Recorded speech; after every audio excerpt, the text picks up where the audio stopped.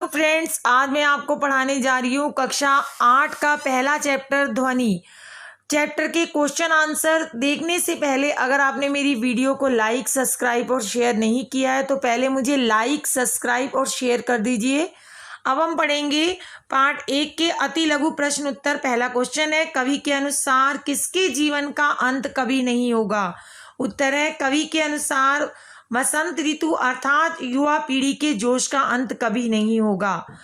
दूसरा क्वेश्चन है, कवि को पुष्प कैसे दिखाई दे रहे हैं? उत्तर, कवि को पुष्प आलस से भरे हुए दिखाई दे रहे हैं। प्रश्न नंबर 3 है, कवि अपनी कविता के माध्यम से किसे उत्साहित करना चाहता है? उत्तर, कवि अपनी कविता के माध्यम से मानव जाति को उत्साहित करना चाहता है।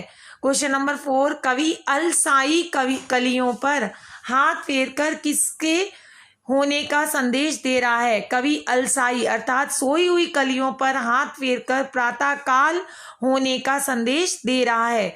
अब लघु उत्तरी प्रश्न उत्तर। पहला क्वेश्चन है, प्रस्तुत कविता में कवि के जीवन का क्या उद्देश्य है? स्पष्ट कीजिए।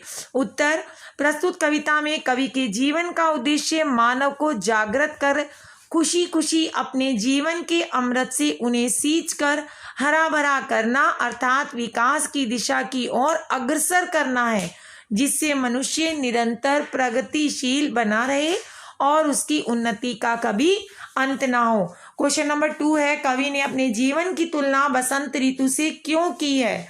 उत्तर है, जिस प्रकार बसंत ऋतु के आगमन पर यानी आने पर चारों ओर सुगंधित और मनोहर वातावरण फैल जाता है, ठीक उसी प्रकार कवि भी अपने कार्य से मानव जाति में नव चेतना उजागर करना चाहता है ताकि उनकी कीर्ति और यश संसार में चारों ओर फैल सके। दीर्घ उत्तरी प्रश्न उत्तर। पहला क्वेश्चन है, कवि को ऐसा विश्वास क्यों है कि उसका अंत अभी नहीं होगा? उत्तर, कवि को ऐसा विश्वास निम्न कारणों से है, क्योंकि अभी उसके मन में जोश और उत्साह की उमंग बची है। नंबर 2, उसमें काफी कार्य करने की शक्ति है। नंबर 3, वे युवाओं को आलस की दशा से उबार भी सकता है। नंबर 4, वे इस काम के लिए अपने आप को प्रयुक्त मानता है। क्वेश्चन नंबर 2 है, फूलों को अंत तक विकसित करने के लिए कवि ने कौन कौन से प्रयास किए हैं? उत्तर है, या करता है। उत्तर है, फूलों को विकसित करने के लिए कवि निम्न प्रयास करता है। नंबर 1, उनका आलस और प्रमाद छीनकर उन्हें चिरकाल तक खिले रहने के लिए प्रेरित करता है। नंबर 2, फूलों की आभा और सौंदर्य की छटा वातावरण में चारों ओर बिखेरने का प्रयास करता है। नंबर 3, उन्हें संघर्षशील और जागरूक बनाने की प्रेरणा देकर फूलों को उनके अंतर्मन की पहचान कराता है। नंबर 4, अपने उत्साह भरे कोमल हाथों से अलसाई कलियों पर हाथ फेरकर उन्हें प्रभात के होने का संदेश देने का प्रयास करता है।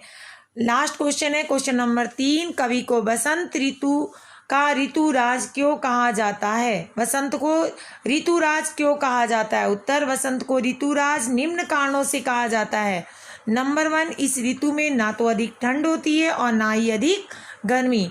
नंबर 2, यह ऋतु अपने पंचतत्व प्रकोप छोड़कर सुहाने रूप में प्रकट होती है।